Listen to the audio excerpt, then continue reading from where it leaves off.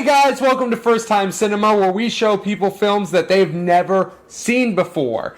Now, today's episode, our very first episode, is one of my favorite films, The Road Warrior. It was filmed in 1982 and directed by George Miller, starring Mel Gibson as the awesome Mad Max. Our first-timer, our actual first-timer, is one of my best friends, Jess.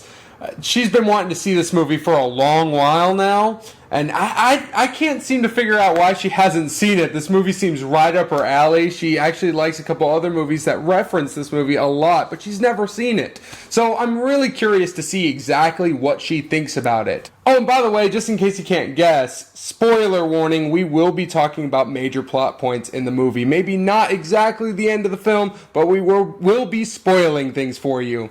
The Road Warrior tells the story of a man we know as Mad Max, wandering through a post-apocalyptic wasteland gathering all he needs to survive, including food, shelter, and guzzling. Max finds a gigantic amount of guzzling, only catches that this precious commodity is protected and owned by a group of civilized survivors. In order to obtain the guzzling that Max requires, he agrees to help the survivors fight off a group of savages who are a critical threat to the guzzling supply, and will do anything to take it for themselves. By the end of the film, Max has to choose whether to put his survival before the needs of others. This film transcended what we already knew about post-apocalyptic sci-fi and inspired a generation through pop culture by setting trends in fashion and even wrestling. The Road Warrior is considered one of the best films in the franchise by fans and critics alike. Needless to say, this film is fantastic. I cannot wait to watch it with our first-timer. And I just can't wait. Let's go into it right now.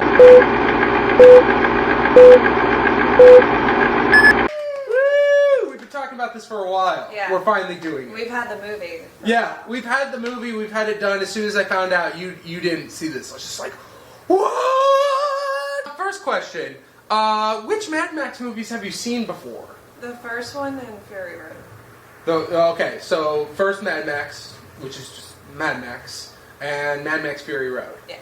Wow, you got the bookends. Yeah, and I barely remember. You remember because Fury Road? You barely remember Fury Road? No, I remember Fury Road, but I barely remember Mad Max because it was just kind of on when I was a kid, and I just kind of... Just remember all the gnarly carnage and Mel Gibson, of course. How could you forget that guy? So you've seen Mad Max and you've seen Fury Road. Yeah. Okay, out of those two movies, love them, hate them. I really loved Fury Road. Okay. I think it was phenomenal, dude. Yeah. Fucking awesome. Yeah. Six Academy Awards. What is your initial reactions to sequels? Do you like them? Do you like sequels? I do. Lately, I mean, okay, in the amount of movies that I do like, which includes like Jurassic Park Lost World and I'll never let you get away from liking that movie. I'm sorry, I love that movie. So I do like sequels. I do like sequels. You do, because you even like 3 too. You like Jurassic Park 3 too. Which is totally fine. I'm not just Alan. Alan. Okay, so you do like movie sequels. Yeah. Okay, well that's good. We gotta. This is Little Mermaid 2. I actually really like that. I don't know if we'll let you get away with that one. Wait, okay, I'm sorry, quick story. I saw this really bad, like, straight to DVD or VHS at the time, sequel to Beauty and the Beast. I saw it too. Did you see that? And Tim Curry was the... Tim Curry was the organ! Yeah. It's so good! I love that one too. What kind of stuff do you expect to see in this film, opposed to the other films? Especially, and remember, this is, although it doesn't matter where this comes from, it is directly following Mad Max. So what kind of stuff do you expect to see in this film? Car chases. Car explosions. What? No! What?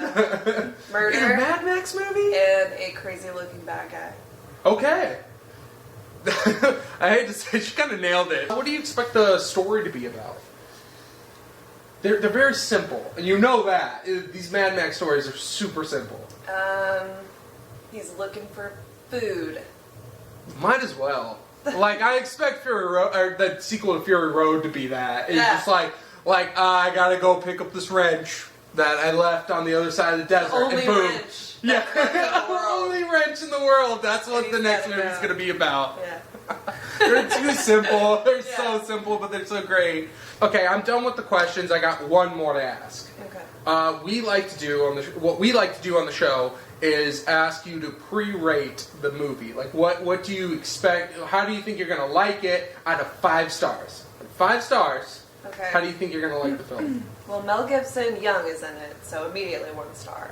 It's young Mel Gibson's Post-apocalyptic pretty world with cars and practical effects. That's a second star. I don't really know what the story's gonna be, so I'm We'll not leave really it sure blank, what maybe? to. Yeah, but I'm gonna at least give it a 3, just because it's an old school Mel Gibson movie, and you can't really go wrong with Yeah. Mel Gibson in the 80s. You really can't. You can't. I'm sorry. He's All just of his so movies are goddamn good. gorgeous. He's so amazing. That voice. Guapoli. If you guys have never seen Guapoli, I recommend I've that never seen film. that one. Like, please do it. I got Rachel raising her hand behind the camera right now. You know it's gonna happen. You'll see that somewhere. Okay, so we got a whopping 3 stars for the pre-rating. All right, guys. How about we watch the movie? Let's watch it.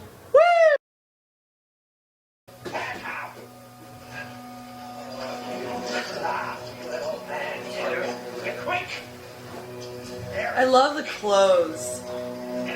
Perfect for what the fucking time.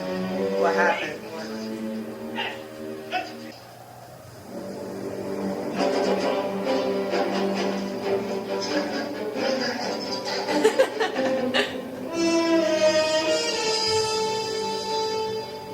What did he do to his head? He tied it down?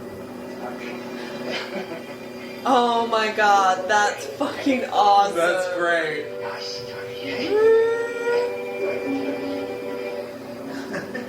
Uh-oh. Oh. Dog has some self-control. Just like, are you cool? Okay, I'm cool with it.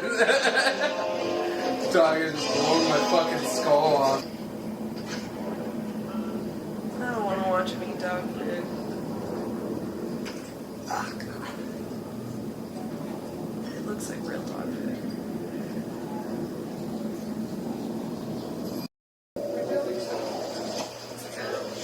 I don't know why people were like, Tom Hardy barely talks, because he barely said anything. Like, well, that's what I'm saying. Like, in the movies, people are like, oh, like Tom Hardy in the movie, stuff like that. It's like, Mad Max just, yeah, his dirt face, dude.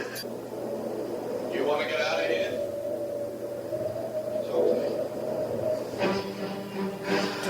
Perfect. And perfect use of a screen wipe right there. You got a dirt face, kid. Come on, get out of here. Wait. The real question is, where is Max always going? He's always looking for gas to get somewhere, but where is he going? He's just going. He's just going. He's getting on.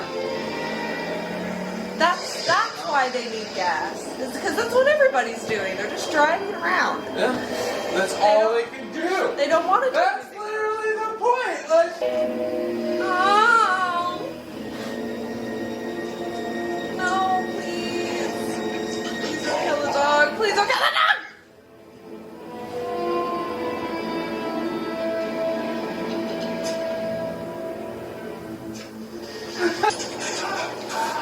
Owie.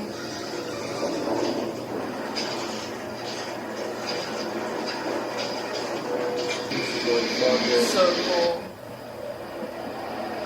They kind of captured the driving scenes too, like in Fury Road. yeah, Fury Road, yeah. The kind of jittery, but yeah, zooming in, and it's kind of like sped up almost. It's really cool. How is that guy not dead? Oh no!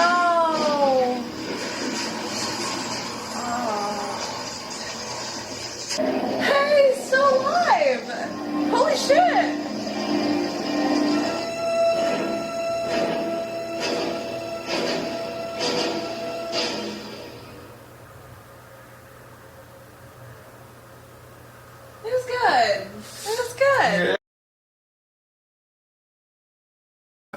guys. So we're back here on the couch with Jess. We just finished watching The Road Warrior. I know someone's going to say something, so sorry. I know it's dark outside. It's obviously nighttime. We had some troubles resetting up, and we tried to film this before. We did go through a full one before, and we talked. We talked a lot, but that footage is gone. Audio crapped out on us. Yeah, rest in peace. Old footage.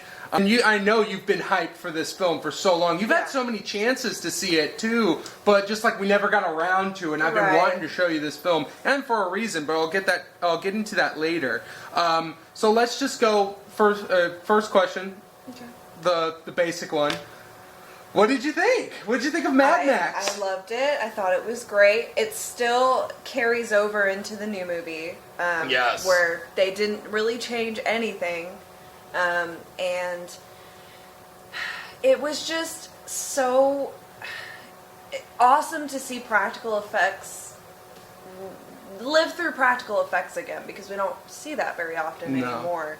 I mean, we could rewatch Jurassic Park, which came out when we were kids. Yeah. And compare that, for... Still great movie. That thing holds up. Majority CG, because that was like, well, let's do that instead of claymation. But the Tyrannosaurus Rexes and stuff. Exactly. The actual robotic, heads and dinosaur, and the classic, it's a meme. But, the Triceratops or whichever, I can't remember. I know there's probably... Okay. Good. I'm glad, because Jurassic Park fans will get at me for that. I wanted to be a paleontologist because of that movie. Very nice. I was really into dinosaurs. Movies inspire. I always wanted to be into cars, because of Mad Max, because it's my favorite film franchise. That's another thing, is they built those cars. Yes. They did that. They crashed those cars. And they crashed all of them. They built. So that's a lot of love and dedication, and it was shot very well. You pointed out, we've talked about that, is the camera panning, continuous shots were done so well without fucking it up, and the car coordination. Yes, amazing. It's unbelievable that I just didn't think that would be in it. I thought it would just be plain and dry. Cars chasing each other. There's a lot more than that too. So, and speaking of that, what did you think of the acting as well? What was your assumption of that? Well, I guess I always expected Max to be more than what he really is, that I now appreciate a little bit more than I assumed. Looking from the outside, looking into that franchise, I assumed that Max always talked, just like any lead in an action movie would talk. You would think. And I vaguely remember Mad Max 1. I watched it as a kid with my dad. So I know what the story is, I knew who the characters were, and that's about it. Yeah, you knew the build to it all. Right. You just didn't know. You just hadn't seen this, which is which, and I had said in the intro, this is actually the first introduction to the wasteland as we know it. Yeah, because in the first one it was like city and not city, but like... Well, no, the first one was a town. Right. It was a fully functioning town. Just destroyed. Yeah, with gangs running amok, destroying it and stuff. Different parallels in that movie to this one. So what was your overall rating for the film? What's your final rating for the film? My final rating, I'm gonna give it a 5 out of 5. Just because. Wow. Mel Gibson, he didn't have to talk. He didn't have to be this strong male lead. His presence and his appearance and his decisions as a character in the movie just took up for that, and just because the story was kind of lackluster, it didn't take away from the entertainment. It was still just a really fucking good apocalypse action movie. Adventure film. Adventure, it was. I definitely would say adventure. Yeah. More than anything for that. That's just my opinion, because I mean, especially, and you haven't seen the third one, no. Which is not the Thunderdome one. Yes, Beyond Thunderdome is the Mad Max Beyond Thunderdome. Yeah. And that one is not as hyped as this one. Thunderdome is hyped. I mean, everyone's always heard of Thunderdome. Even if you don't know what the movie is, you know Thunderdome. 2 men enter, 1 man leaves. Maybe we'll get to that film since I'm doing the Road Warrior. Maybe not. Who knows? But and that's a good question. Would you watch Beyond Thunderdome after this? I mean, I kind of was interested, and then you told me Tina Turner was in it. I did, yeah. So I told her Tina Turner was in it. I'm a little hesitant, but I will. I mean, I liked this movie a lot. Yeah. It made me appreciate Fury Road way more than what I did. I mean, it was beautiful. It was gorgeous, but you give it a 5 out of 5. Yeah, I would give it a 5 out of 5. Okay. Mel Gibson. Mel Gibson, man. I used to have a... He's still great in my eyes. He's still great. It's so hard to hear people talk shit about him because I understand he was crazy and maybe... And not we maybe, totally but get was it. pretty racist at some point. Like we get it. We know what he's I done, acknowledge but I still but love at the same time, I have a really hard time talking shit about him. I think there was a petition to get him in the role of Max again. I think it would have been fucking cool. I think it would have been really cool seeing him. Tom Hardy, and I think Tom Hardy did a good job, but it would have been so fucking cool for it to have been fucking Mel Gibson. I mean, it would have worked. I'm sorry, it really would have worked. It would have worked. It would have totally worked. Fury Road is my favorite movie of 2015. It's amazing. It's just, I mean, come on. We're going back to practical effects and everything. You know, we got like minimal CGI in a world of nothing but CGI action, you know? Yeah. And sometimes it's bad, sometimes it's good. I like the Marvel movies, you know? I love the Marvel movies. I love Pixar. Great. It's all CG. Yes, Pixar's great. Are you kidding me? Like, oh man, that shaped my childhood. You know, Toy Story, started it all and then going in. But these movies changed my life too. Like when I saw them, I was just like the Mad Max franchise. I had to watch them. I can see how Mad Max has had an influence on our generation. Seeing that movie as kids. You were born in the 80s. Yes. I wasn't born until the 90s. So. This movie was still made way before me. It was made in 1982. Oh, so, shit. Yeah. Road Warrior was? Road Warrior was 1982. So I think it was 80. I'm going to be wrong on that one. I'm not good on dates. That sounds like a personal problem. I was about to say. I'm not good on dates. Hey, ladies. All right, well, we got your rating of the film. We got how you thought. Now, let's dive into some specific questions of the film. Okay. What was your favorite moment in the film? Ooh, favorite moment. I think my favorite moment was when the wild kid came out from his hole. The feral child. We looked it up. His character's name is Feral Child. Feral Child. When the feral child hopped out of his hole and Lord Humongous and his group was outside of the living area. Yeah. And he was trying to get in. He was trying to negotiate. And he had that fucking boomerang. And he threw it. And the first time it didn't hit anybody, it came back to him. And then the second time he hit the gimp's head, or the little sex boy, sex slave, I don't know. Him. And then that dumbass tried to grab it and got his fingers lopped off. A character that you like, and that ties into the next question, which who's your favorite character of the film? Could we say it's the feral child? Yes. Okay, I was getting a hint at that whole time. Like, is it the feral child your favorite character? Cute. Yeah. I'm sorry, he was so cute, and I felt like even though he was not cute, he was kind of like a murdering little kid. Yeah, he was. There were so many times where he's just like he's got that little jerk face sometimes, and then he's got the just him mesmerized by the tinker. Cute. Yeah, he's. I don't want to say he's ignorant or innocent because he's neither of those things, but it made me. I really felt bad for him when he was getting in Max's car right before Max was leaving, and he kicks him out. And he just pulls him out. I already showed the viewers this, but it's so perfect. You reacted so perfectly to this. The dog dying scene. Oh. Didn't I say in the first minute of the movie that dog better not die? She did. Yeah, it was. Oh, man, so what was going through your head when that happened, or leading up to it? Because I know, we even saw that you were calling out for it. You were like, no, don't. You saw it, and immediately, in the video, in the clip, you could just see all humanity leave you. You're just like, okay. It's probably another reason that I still gave it a 5-star rating, is because it's kind of predictable, especially in an 80s movie about a man, and he just so happens to only have a dog companion, that the dog will die or sacrifice its life for the owner. I was kind of hoping that wasn't going to happen. Yeah. But seeing as Max didn't have a dog in Fury Road, I mean... Oh, yeah, well, who knows about that? I mean, come well, on. I mean, we didn't see him get the dog in the first one, that's so... True, yeah. That's true. But it was hard just because you see the similarities between the dog and Max, sort of. Yes. He's protective. They work as a team. And they work as a team. He's protecting him. That bone with, like, hooked up to the shotgun. You got that great scene, yeah, with that the was bone. good. Oh, God, that was so perfect. That was so good. And just, I'm really happy that they didn't show it happen.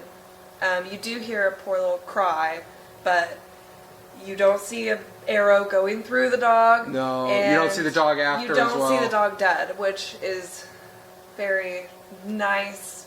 It's so like, hard. You'll accept it. It's okay. I'll accept it. I'll accept it. All right, so going from that bad moment, and I won't ask you just likes or dislikes because you love the film. You gave it 5 out of 5. So, what were some good takeaways from the film? It's definitely a new appreciation. I guess I didn't really get into the 80s action movies as a kid because I was a girl and, my dad watched them sometimes, and I'd get snippets, but I didn't really grow up with that, and so don't really have a foundation of that until now that I'm older. And going back and watching them, there's a newfound appreciation seeing the more modern action films versus, like, okay, Transformers, like 5, whatever newest one came out. That's the shittiest, most plain typical action movie. If you see that shit, you see how action is kind of a coin toss at this point now. Yeah. It's either going to be great or it's going to be fucking Transformers 5. And going back and watching the godfathers of action movies, even though I guess you said it is a cult classic, it didn't do that well, even though I'm kind of surprised because the idea of it now is such a widely accepted and kind of like people want to see post-apocalyptical. We're more into that now, and I've said this earlier, but this film was ahead of its time. You're right. You're in absolutely predicting right. the whole post-apocalyptic, and the fact that we love that shit now. And that's all we do now. Like even the clothing, even though I'm sure people in the 80s were like, oh wow, nowadays people fucking dress like that all the time. They want to do it. I think Mad Max chic is a thing now. Yeah, I'm pretty sure it is. And that's another thing I was going to say is people actually describe certain things in movies or in life or stories that they've heard or video games. They compare certain things to Mad Max and say, that is Mad Max. I've heard that before too, like... Oh, that's so Mad Max-ish. That car. That's like something Mad Max would drive in. Yeah. Oh, where are we? In Mad Maxville? Like, where is this place? Like, I've heard that in just regular pop culture and just people saying that, even if they don't really know the franchise too much. Yeah, I knew what it meant even though I'd only seen one movie and barely remembered it. So those were both some good takeaways from the film. Yeah, man, you just gotta love this movie, But it's good. It's really great, and I was so surprised that you hadn't seen it because I know you liked Mad Max. I know you loved the idea, the whole franchise. I love the idea. The idea is so it's right up your alley too. Yeah. You're that kind of person, and also.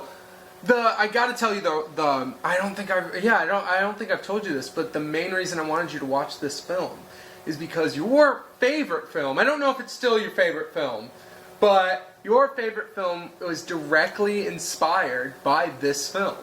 And that film is Bellflower. Yeah. Yes. Now, I can already see, there's probably viewers out there that don't know what the hell that is. Can you explain Bellflower to our viewers? Can I? It's... If you see a trailer for it, you're gonna think it's kind of a post-apocalyptical Mad Max inspired, but actually it is inspired, but it's more of a story of a best friendship.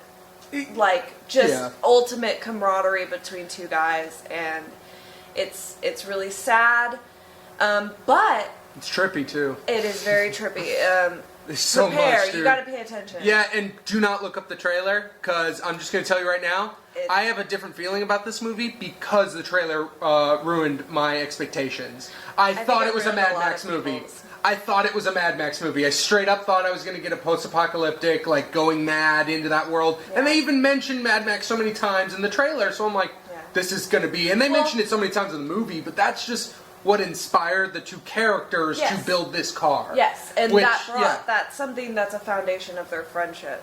So that's more of what the movie is about, but I see it. Like, I see the influence that Mad Max had on our generation. Especially that film. Mostly men, because mostly men that I've actually spoken to about this movie. Yeah. But I see it.